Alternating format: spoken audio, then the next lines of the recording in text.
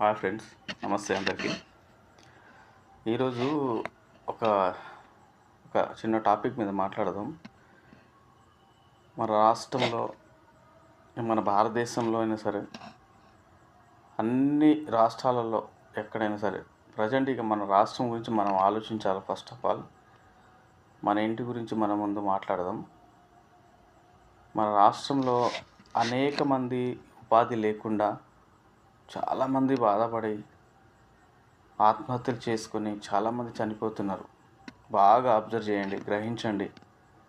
ఎంతోమంది తెలుగు వాళ్ళు నశించిపోతున్నారు. వాళ్ళు ఎందుకు ఎలా నశించిపోతున్నారు అనేది అబ్జర్వ్ చేయట్లేదు.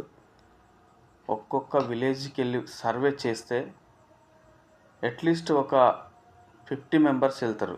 లేడీస్, హస్బెండ్ చనిపోయిన వాళ్ళు. ఎందుకు అట్లా జరుగుతుంది?